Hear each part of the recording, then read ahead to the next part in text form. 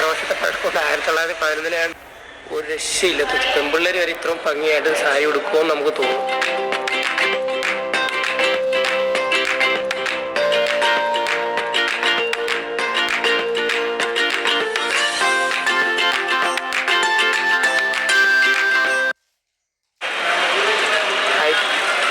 എല്ലാവർക്കും എൻ്റെ ഒരു പുതിയൊരു വീഡിയോയിൽ സ്വാഗതം. ഞാനിപ്പോൾ ചൗവാല പാലസിലാണ് നിൽക്കുന്നത്. ഹൈദരാബാദ് ചൗവാല പാലസിലാണ് നിൽക്കുന്നത്.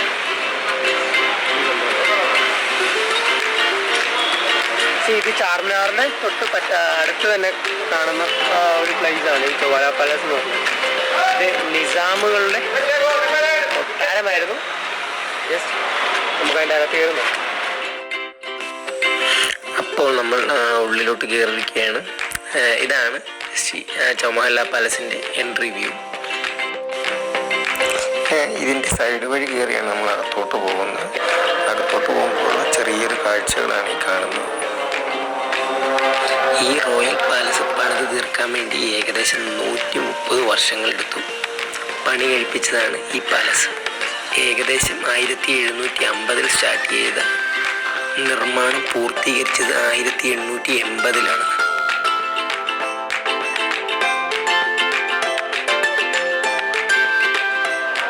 ഇവിടുത്തെ പ്രാചീനമായുള്ള ആൾക്കാരുടെ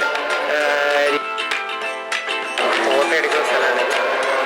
ഒരുപാട് പേര് അത് നിൽക്കുന്നുണ്ട്. ആ കാണുന്ന ഡ്രസ്സൊക്കെ ഇട്ട് നമുക്ക് ഫോട്ടോ ഒക്കെ എടുക്കാം. അത്യാവശ്യം കുഴപ്പമില്ല.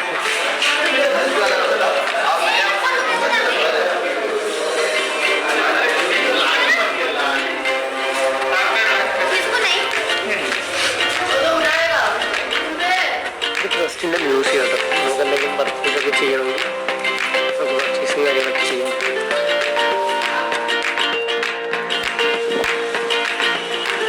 ഇതാണ് ചൗവാല പാലസ്. പാലസിൻ്റെ തൊട്ടടുത്തായിട്ട് കാണുന്നതാണ് വാച്ച് ടവർ. ഈ പാലസിലോട്ട് കിടക്കുമ്പോൾ 2 എൻട്രികളാണ്. ഫസ്റ്റ് ഈ വാച്ച് ടവർ, പിന്നെ നമ്മൾ അകത്തോട്ട്. അതുകൂടി അല്ലാണ്ട് ഈ പാലസ് ഏകദേശം 12 ഏക്കർ സ്ഥലത്താണ് സ്ഥിതി ചെയ്യുന്നത്. അതുകൂടിയല്ലാണ്ട് ഇതിന് 4 പോർഷനായിട്ട് തിരിച്ചാണ് ബിൽഡിങ്ങായിട്ട് പണിതിരിക്കുന്നത്. ഇത് പാലസിൻ്റെ എൻട്രിയാണ്. ഇത് നമുക്ക് ഇതിൻ്റെ അകത്തെ കാഴ്ചകളിലോട്ട് കയറും. ഇപ്പോൾ നമുക്ക് കയറി നിൽക്കുന്നത് ഇത് ദർബാർ ഹാളാണ്. ഇവിടെ വെച്ചായിരുന്നു പണ്ട് കാലത്തെ നിസാമുകളുടെ മീറ്റിങ്ങുകളും കാര്യങ്ങളെല്ലാം നടത്തും. നിസാമുകൾ എന്ന് പറഞ്ഞു കഴിഞ്ഞാൽ ഇവിടെ ഭരിച്ചുകൊണ്ടിരുന്ന രാജാക്കന്മാരെ ഇവരെ അഭിസംബോധന ചെയ്തുകൊണ്ടിരുന്ന വെച്ചത്. ഇതൊക്കെ എന്ത് പ്രൗഢിയിലാണ് ചെയ്ത് വെച്ചേക്കുന്നത് നിങ്ങളത് കണ്ടു നോക്കിട്ടോ. ഒരു പക്ഷേ ഇത് കാണുമ്പോൾ ഒരു രാജാവായിട്ട് ജീവിക്കണം എന്ന് നമുക്ക് തോന്നുന്ന ചില നിമിഷങ്ങളാണിത്. പാലസിൽ മറ്റു കുറച്ച് കാഴ്ചകളിലോട്ട് കിടക്കാം.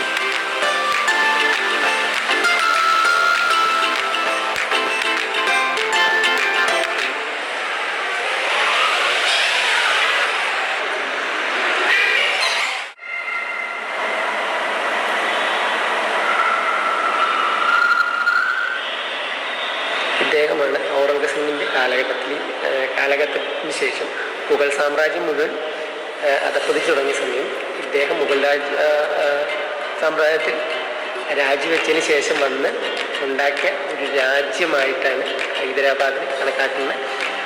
അത് ഭരിച്ചുകൊണ്ടെന്ന് വെച്ചാൽ ആദ്യത്തെ നിസാമാണ് ഇദ്ദേഹം. അടുത്ത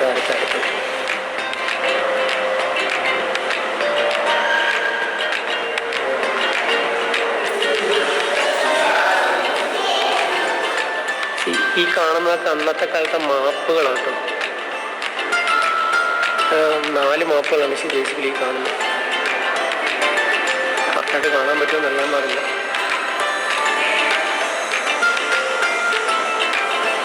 ഈ കാണുന്ന ഗോൾക്കൊണ്ട ഫോർട്ടിൻ്റെ മാപ്പായി കാണുന്നത്.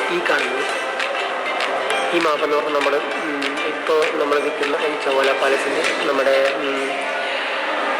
ചാർമിനാർ, പിന്നെ ഇവിടെയുള്ള റിവർ, കാണുന്ന റിവറിൻ്റെ കാണിച്ചിരിക്കുന്നു. ഇവിടെയുള്ള റിവറിൻ്റെ ഇപ്പം നമ്മൾ നിൽക്കുന്ന സ്ഥലത്തെ മാപ്പിൻ്റെയാണ് കാണിച്ചിരിക്കുന്നത്. ഈ കാണുന്നത് ഹൈദരാബാദ് സ്റ്റേറ്റിൻ്റെ മാപ്പാണ് അന്നത്തെ കാലത്ത്.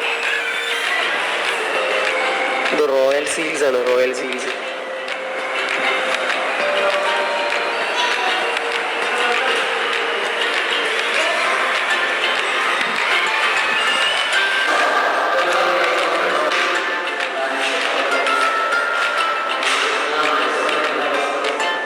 നിസാമുകളിൽ ഏറ്റവും പ്രധാനപ്പെട്ടതായ ഒരാളെ കാണിച്ചു നിസാം അലി ഖാൻ. ഇദ്ദേഹമാണ് ലോകത്തിലെ ഏറ്റവും റിച്ചസ്റ്റ് ആയിട്ടുള്ള പേഴ്സൺ. 1911 ഏറ്റവും റിച്ചസ്റ്റ് ആയ ലോകത്തിലെ ഏറ്റവും റിച്ചസ്റ്റ് ആയുള്ള പേഴ്സണാണ് ഈ നിൽക്കുന്നത്. ഇദ്ദേഹം എങ്ങനെ റിച്ചസ്റ്റ് പേഴ്സണായി, ലോകത്തിലെ എങ്ങനെ ഏറ്റവും വലിയ റിച്ചസ്റ്റ് പേഴ്സണായി എന്നൊരു ക്വസ്റ്റ്യനുള്ള ഉത്തരമാണ് KGF സിനിമ. അതിനകത്തുള്ള ഡയമണ്ട് കോൾ നിലയങ്ങൾ ഏകദേശം ഇദ്ദേഹത്തിൻ്റെ പേരിൽ ഇദ്ദേഹത്തിന് 22 കോൾ നിലയങ്ങളുണ്ടായിരുന്നു. ഇദ്ദേഹത്തിന് എനിക്ക് തോന്നുന്നു ഇദ്ദേഹത്തിന് ഡയറക്റ്റ് ബന്ധങ്ങളുണ്ടായിരുന്നു ബ്രിട്ടീഷുകാരുമായിട്ട്. അതുകൊണ്ട് ഇവിടുന്ന് ഏറ്റവും കൂടുതൽ എക്സ്പോർട്ടും ഇമ്പോർട്ടും ഏറ്റവും കൂടുതൽ ബിസിനസ് ചെയ്തുകൊണ്ടെന്ന് വെച്ചാൽ ഒരു വ്യക്തിയാണ് ഇദ്ദേഹം. അതുകൊണ്ട് തന്നെയാണ് ലോകത്തിലെ ഏറ്റവും റിച്ചസ്റ്റ് പേഴ്സൺ എന്ന് ഇപ്പോഴും അറിയപ്പെടുന്നത്. അത് 1911 ഇന്ത്യയിൽ ഒരാളായിരുന്നു ലോകത്തിലെ ഏറ്റവും റിച്ചസ്റ്റ് പേഴ്സൺ എന്ന് പറയുമ്പോൾ തന്നെ ഉണ്ടല്ലോ, അതിനെക്കുറിച്ച് ഞാനിനി എന്ത് പറയാനാണ്. ഇദ്ദേഹത്തിൻ്റെ ഒരു ചെറിയ പോർഷൻ എടുത്തിട്ടാണ് KGF സിനിമയിലെ കുറച്ച് പോർഷൻസൊക്കെ ഉണ്ടാക്കിയിരിക്കുന്നത്. ശരിക്കും ഹൈദരാബാദിന് നമ്മുടെ സ്വാതന്ത്ര്യം കിട്ടുന്നത് 1948 അതിന് ഓപ്പറേഷൻ പോളോ എന്നൊരു ഓപ്പറേഷൻ നടത്തിയത് കൊണ്ടാണ് ഇന്ത്യൻ ഗവൺമെൻറ് ഹൈദരാബാദിനെ പിടിച്ചെടുത്തത്. ഇദ്ദേഹത്തിൻ്റെ കയ്യിൽ നിന്നാണ് പിടിച്ചെടുത്ത്. ഇദ്ദേഹത്തിന് ഇന്ത്യയുടെ കൂടെ ചേരാൻ ഒരു താല്പര്യമില്ലായിരുന്നു. ഇദ്ദേഹം പകരം പാകിസ്ഥാൻ്റെ കൂടെ ലയിക്കണമെന്നായിരുന്നു ആഗ്രഹിച്ചത്. അതുകൊണ്ടാണ് ഇന്ത്യ പിടിച്ചെടുക്കുകയാണ് ചെയ്തത്. ഈ ഹൈദരാബാദ് ഇദ്ദേഹത്തിൻ്റെ കയ്യിൽ നിന്നാണ് പിടിച്ചെടുത്തത്. വീണ്ടും ഒക്കെ ഉണ്ട് ഒരുപാട് പ്രത്യേകത. ഇദ്ദേഹത്തിന് സ്വന്തമായിട്ട് യൂണിവേഴ്സിറ്റി ഉണ്ടായിരുന്നു, ഫ്ലൈറ്റ് ഉണ്ടായിരുന്നു, അതേപോലെ തന്നെ റെയിൽവേകളുണ്ടായിരുന്നു. ഒരു ഒരു ഒരു ഒരു റിച്ചസ്റ്റ് നാടിന് വേണ്ട എല്ലാ കാര്യങ്ങളും ഇദ്ദേഹത്തിൻ്റെ കയ്യിലുണ്ടായിരുന്നു. സ്വന്തമായിട്ട് യൂണിവേഴ്സിറ്റികൾ വരെ ഇദ്ദേഹത്തിനുണ്ടായിരുന്നു. നിസാം അലി ഖാൻ.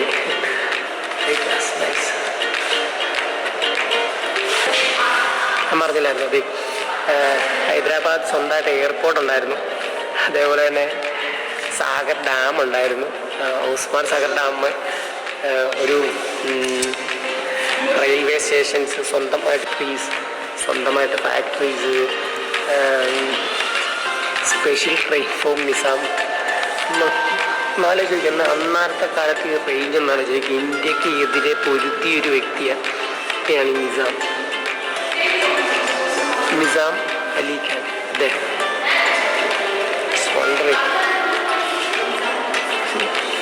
ഇത് ലാസ്റ്റ് നിസാമാണ്. ഒരു 8ാമത്തെ നിസാമാണ്. 1967 മുതൽ 1971 വരെ ഇവരായിരുന്നു ഇവിടെ ഭരിച്ചുകൊണ്ടിരുന്നത്. ഇന്ത്യയുടെ കീഴിലായിരുന്നു. പക്ഷെ ഇത് സ്വതന്ത്രമായിട്ടല്ലായിരുന്നു ഹൈദരാബാദ്. നേരത്തെ ഹൈദരാബാദ് സ്വതന്ത്രമായിരുന്നു. ഹൈദരാബാദ് പബ്ലിക് ഗാർഡൻ്റെ ഒരു മോഡലാണ് ഉണ്ടാക്കി വെച്ചിരിക്കുന്നത്. ഫുള്ളി സിൽവർ കൊണ്ടാണ് ഉണ്ടാക്കിയിരിക്കുന്നത്. മൊത്തം സിൽവർ കൊണ്ട് ഉണ്ടാക്കിയിരിക്കുന്നത്. ഇത് ഗാർഡൻ്റെ സ്വന്തമായിട്ട് കറൻസി ഉണ്ടായിരുന്നു. മലചേക്ക് എന്ത് വൈകാന്ന്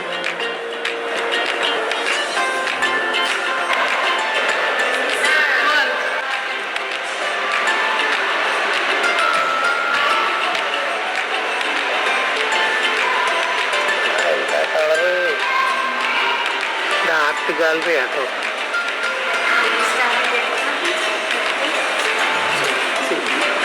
ഇത് നിസാമുകളുടെ ഓൾഡ് ഫോട്ടോസ് കളക്ഷൻസ് ആണ്. 1873 മുതലുള്ള കളക്ഷൻസ് ആണ് ഇരിക്കുന്നത് മുഴുവനും. എന്നുവെച്ചാൽ ഏറ്റവും ഓൾഡസ്റ്റ് ആയിട്ടുള്ള ഫോട്ടോസാണ് ഇത് ഫുള്ള്.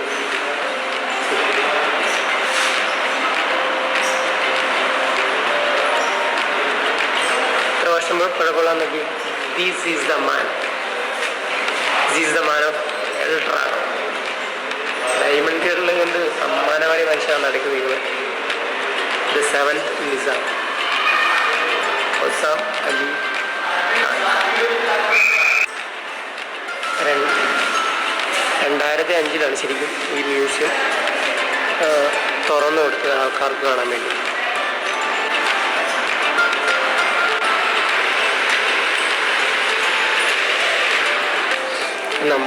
നമ്മൾ കണ്ട ദർബാർ ഹാളിലെ ജസ്റ്റ് ഒരു പെയിൻറ്റിങ് ആണ് ഇത്. 1937 ഇവരെ സിൽവർ ജൂബിലി പ്രമാണിച്ച് കൂടിയ ഒരു ദർബാറിൻ്റെ ഫോട്ടോ പ്രിൻ്റ് ചെയ്ത് വെച്ചേക്കുന്നത് കാണിക്കുന്നു. ഭരണാധികാരികൾ ഇന്ത്യൻ മിനിസ്റ്റേഴ്സിൻ്റെ കൂടെ നെഹ്റുവിൻ്റെ കൂടെ നിൽക്കുന്ന കുറച്ച് ഫോട്ടോസും കാര്യങ്ങളൊക്കെ. ആഫ്റ്റർ ദ ഇൻഡിപെൻഡൻസ് ഇത് ദർബാറിൻ്റെ മുകളിലോട്ട് കയറുന്നതാണ്. മുകളിലോട്ട് പോകണം. ഞാൻ നിൽക്കുന്നത് ഈ കാണുന്നത് ഹെറിറ്റേജാണ്, ക്രാഫ്റ്റ്. അവർ പണ്ട് യൂസ് ചെയ്തുകൊണ്ടിരുന്നത് വെച്ചാൽ ഫ്രണ്ട്സൊക്കെയാണ് ഈ കാണുന്നത്. ഇതൊക്കെ എന്തുകൊണ്ടാണ് നിർമ്മിച്ചേക്കണമെന്നൊന്നും അറിയാൻ പറഞ്ഞത്.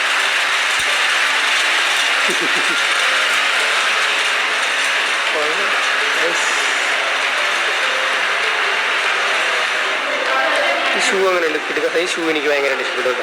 Nice shoe. അത് എത്ര വർഷത്തെ പഴക്കമുണ്ട്? 1911 കേട്ടോ ഇതൊക്കെ.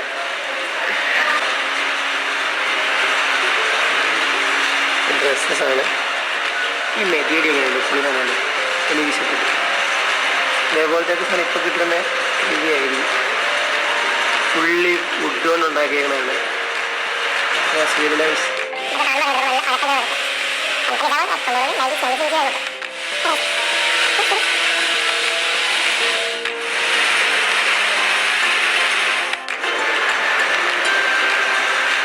ഇതൊരു കുട്ടികളൊക്കെ യൂസ് ചെയ്തുകൊണ്ടിരുന്ന സ്ഥലം. ഇന്നത്തെ കാലത്ത് രാജാക്കന്മാരെ കുട്ടികളൊക്കെ യൂസ് ചെയ്തുകൊണ്ടിരുന്ന സ്ഥലങ്ങളൊക്കെ കാണുന്നത്.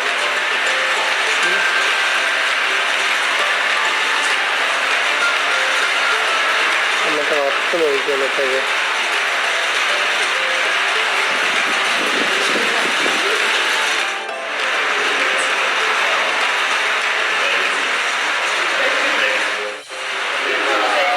ഷൂസ് ചെപ്പൽസൊക്കെ നോക്കിയില്ലല്ലോ. പിന്നെ ഫീമെയിൽ ഫുട്വെയർസ് ആൻഡ് കിഡ്സിൻ്റെയാണ്. ഇത് നോക്ക്. ഇന്നത്തെ കാലത്ത്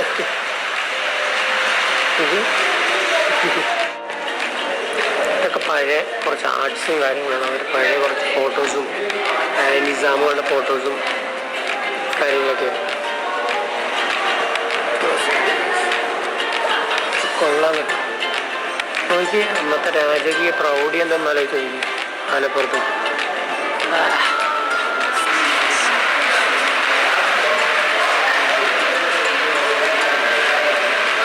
അവർ പണ്ട് ഫുഡ് കഴിച്ചിരുന്നുണ്ടെന്ന് കുറച്ച് എക്യുപ്മെൻറ്റ്സും കാര്യങ്ങളായിരുന്നു പുള്ളിനകത്ത് കാണിക്കുന്നത്.